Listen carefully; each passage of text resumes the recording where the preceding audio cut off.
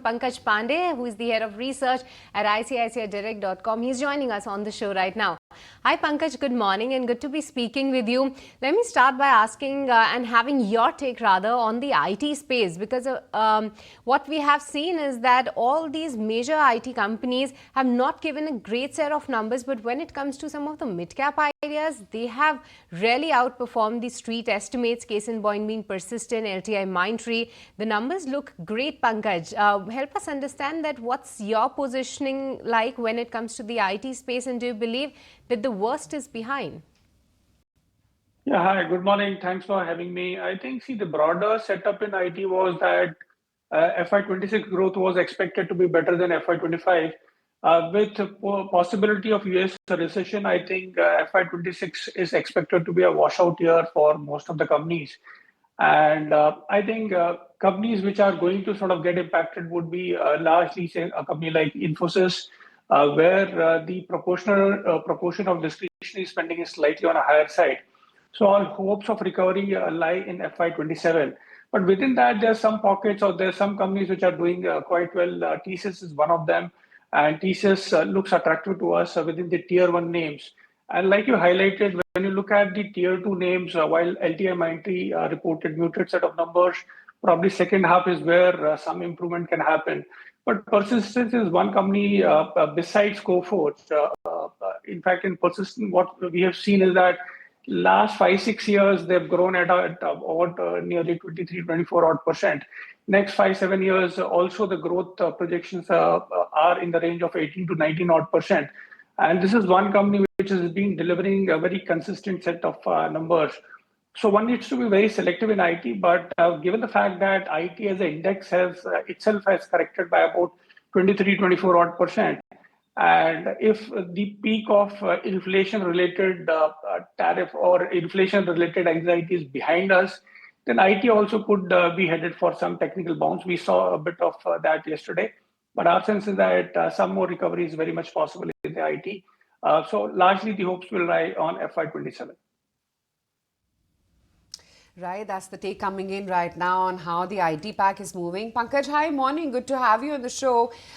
Just wondering how some of these globally linked companies should be now, looked at. We've seen a big move come in on Tata Motors already since last week. You've got SAML as well holding up. You've got Sona Comstar as well doing good. And so is the case with Bharat Forge as well. Do you think fundamentally concerns are easing with some of these export-linked companies, or do you think it's just a dead cat bounce because they were very oversold? Well, I think, overall sense is that the news developments can turn positive because both auto and steel, overall the tariff is still sort of there.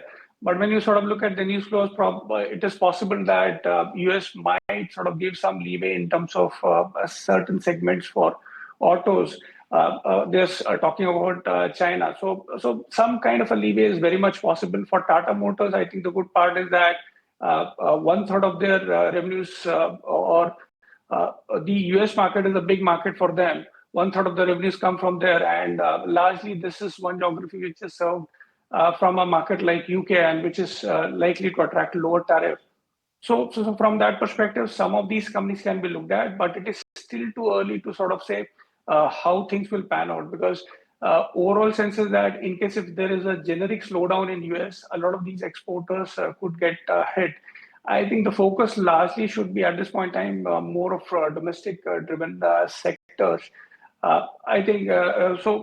From that perspective, exporters will need to be very stock specific rather than sort of a broad based approach. Pankaj also joining in. So the fact that you mentioned that you need to look at domestic-oriented sectors at this point in time, given the fact that you have a lot of global uncertainty, so exporters is something that you can leave out of it. So which are the domestic-oriented sectors that one should watch out for? I think banking is the best sector to sort of look at. Largely, I think last few months, the RBI has been sort of quite positive in terms of news flows. The other perspective is that the FI selling, if I look at the first fortnight data, while they have sold about 33,000 odd crores, the extent of selling in BFSI is quite less. And I think of the recent numbers, our sense is that they have sort of turned positive. And overall sense is that BFSI as an entire space is looking quite attractive, and it's a big sector. Domestically, things are sort of shaping up well. So, be it in terms of credit growth or be it in terms of the kind of measures taken. So, for example, overall sense was that we could be witnessing a margin pressure of 14 to 15 odd percent for banks in general, and half of that can be recouped with the RBI set of measures, and also the fact that banks have been cutting the savings rate. So things are turning quite positive for banks as a overall segment, and which is actually very good for markets also because they are a big component of the overall Nifty. All right, but let's also Moved up so much, and in a jiffy, it's at that 9,300 level already. Do you think there is still scope for the stock to move up higher? Does it still have headroom? And at even 9,300 rupees, can one still look to buy? So when you look at Bajaj Finance at current levels of say 9,300, see the stock is trading somewhere about 3.5 times price to book, and ROA for this stock is expected to be about 4 odd percent in FY27.